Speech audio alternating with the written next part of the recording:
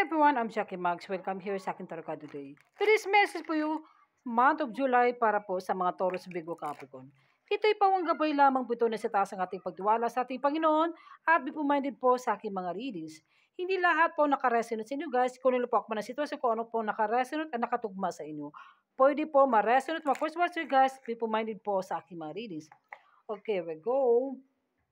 The Five of Swords, po guys, may pagtatapos na paglalaban, guys. Po guys, natapos ka na sa pag-away, sa pagkipagtampuhan sa person mo, sa side person mo. O po guys, na umiwas ka sa magulo at alam mo na kung sinong totoo sa'yo. Pwede itong person mo o pwede itong side sa mga family members, sa katrabaho mo o kasama mo sa negosyo. The Ace of Cups, kung maapaw talaga ang pagmamasit isa, dahil po dito guys na magkalayo ka ng person mo o nasa ibang bansa ba siya o nandito ba sa ibang lugar na talagang miss at isa. May pwede guys, some of you na mga single parents, single na mga Taurus, Virgo, Capricorn na magkakaroon ng panibagong romantic encounter. Pwede guys for awakening, psychic abilities, spiritual insight. Pwede guys may matatanggap pa ng tawag, text, letter o magkakaroon ng bahay, panibagong bahay. Pwede kayo sa dalawang person mo o pwede guys na new persons coming towards you na may gusto sa you guys. Okay, the Five of Pentacles, some of you, lack of worry, masyado kayong nakafocus na negative. So, iwasan mo yan. Alisin mo yung takot mo, masyado kayong naalinlangan sa pera. Siguro guys, na lumalayo itong person mo kasi ayaw na magpag-away, magtatalunan sa matungkol sa financial, pwede sa mga family members, o pwede guys na itong lola mo, mama mo na hindi kayo nagkaunawaan. Some of you, parang gusto ko niyong i-reach out. Ito naman, the Three of Once may pagta-travel, maraming opportunity dati sa itong month of July. So, be patient lang. So, may mga decide na kailangan pag-isipan mo bago ka mag-desisyon, bago ka mag-take of action. Po dito guys na asikaso at mga document papers, approval, promotion, awards, increase ng salaries, career, good career sa financial, kung ano man ito, dahil lovers, pwede to guys na na-met mong soulmate mo o twin flame sa mga panibagong taon na dumating sa'yo.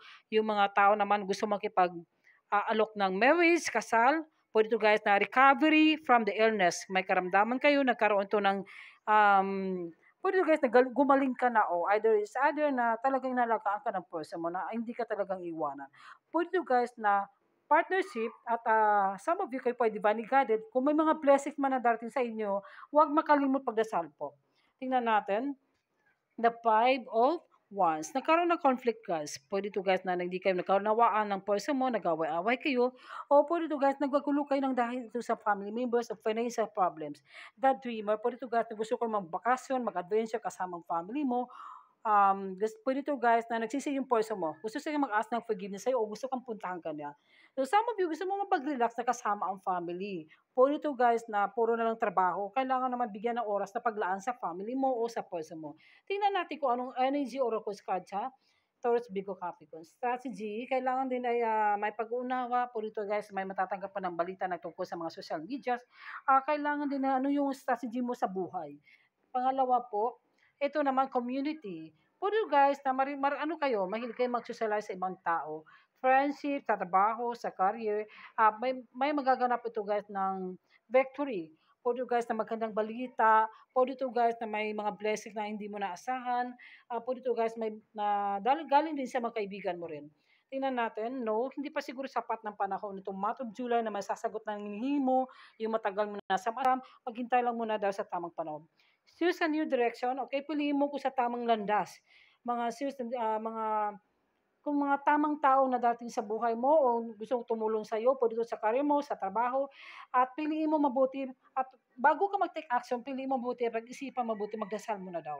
Okay, ito naman po sa Angels or aking Christian, connect with unicorns, receive the white ascension flame. Okay, makikunik ka daw sa ating guardian angels, Holy Spirit, lalo na sa ating Panginoon. At huwag ko daw magmula ng pag-asa, guys. Kailangan din naman ay be patient naman. Kung ano yung mga inihingi mo po sa trabaho, po sa negosyo, po dito sa family members mo rin.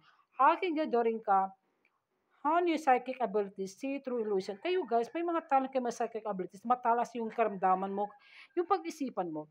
At alam mo, yung nakikita mo, yung mga vision mo, nagkatuto talaga. So some of you, kailangan ito pagdasal guys. Ask the guidance, Holy Spirit po. Tingnan natin sa love life sa mga Taurus, Virgo, Capricorn. past life relationship, hayaan mo yan. You have known each other before. Alam ko na meron kayong mga bagay-bagay na hindi mo makalimutan yung person mo. Gusto mo siyang kausapin, makipag-reconcile ka, o kailangan i-release mo itong mga past life relationship na kailangan panibagong buhay at darating din ang person sa iyo na ipagdasal lamang ito, guys. Tingnan natin another one po. Pay attention to the red flags. Pwede ito, guys, nag-cheat into person mo, ikaw ba yung unhealthy relationship na hindi kayo nagkanawaan, nagkaroon ng paghiwalayan. At ito yung dahilan kung bakit hindi mo makalibot yung nakaraan. So, ito naman, message from a person, you don't know how hard it was let you go. Hindi mo alam kung gaano kasakit, gaano kabigat na mahirap sa kanya na i-let go ka. Hindi ka na kayang iwanan, hindi ka na kayang makalimutan. Kaya ito hanggang ngayon dala-dala mo pa rin. So guys, kailangan i-release mo yan. Kailangan mo ng mga panibago, present future at moving forward. We both know I am not the one for you. Kaya alam mo na sa sarili mo na hindi ka para dapat sa kanya o vice versa. So guys, kailangan din naman to ask forgiveness, na patawarin mo yung sarili mo, patawarin mo past relationship, kung sino man to nakasala sa'yo, pwede ikaw ito, na kailangan moving forward po para magkakaroon ng new beginning sa iyong pamumuhay. Thank you. God bless you po. Bye.